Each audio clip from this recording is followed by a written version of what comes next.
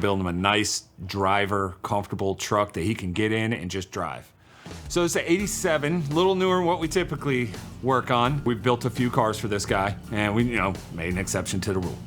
He just wanted a badass street truck, and that's what we're doing. He bought it from a guy that had done a lot of work to it, and there was some shoddy work done. I hate to say it, but there was work that was done on the truck that shouldn't have been done. There was, the leaf springs had been heated and bent so they could lower the truck, and they did some chopping on the bed to get it all to work. So we're redoing all that. We're gonna put a very nice suspension system on it.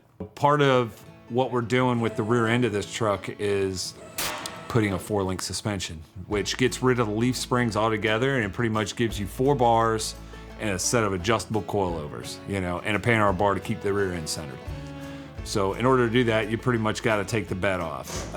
People can do it without taking the bed off, but it's a pain in the butt. So I'm gonna lift the bed off of it, get that out of the way, because this truck's also getting an LS swap. So we're gonna put new fuel tanks in it for the electric fuel pumps, and yes, it is gonna have dual tanks, and they will both work with the switch in the cab.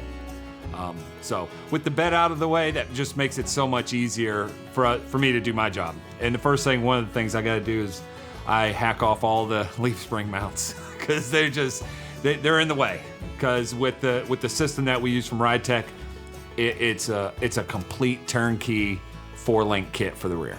Obviously you have to supply the brakes in the rear end, but everything else, it's a bolt-on. It's an easy kit to install. A lot of hole drilling, a lot of welding.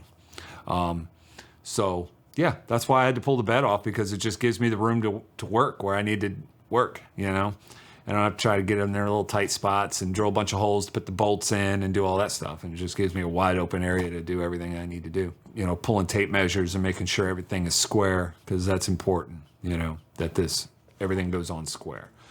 It is a fairly easy kit because it utilizes all the factory mounting positions. Like for the front link mounts, you pretty much, where the spring pocket was, you rivet that off and grind that off, and you bolt this in its place. I had Will take the rear bumper off. It had a Reese hitch on it. I had him go ahead and take that stuff off to get it out of the way. It's got a wiring harness that runs into it, but it's a terminal, it's a plug. So you unplug that. You have to unbolt the gas filler where the gas caps are, and this truck has 2.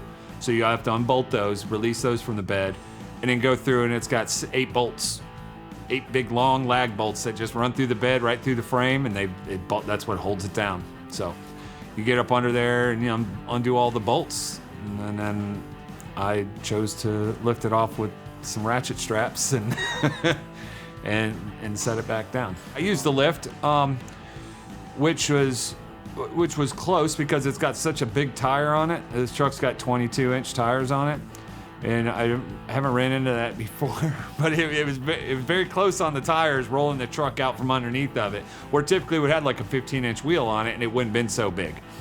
And just the way the lift that I was using, the style lift I was using, it wouldn't allow me to position at the 4 corners on the bottom. Plus, when you do it on the bottom, now you're running into the gas tanks and other things that get in the way. So yeah, the way I did it, I feel is the easiest way and the smartest way to get it off without hurting anything. Well, now that I've got the bed off of it, let's go ahead and get this suspension put on.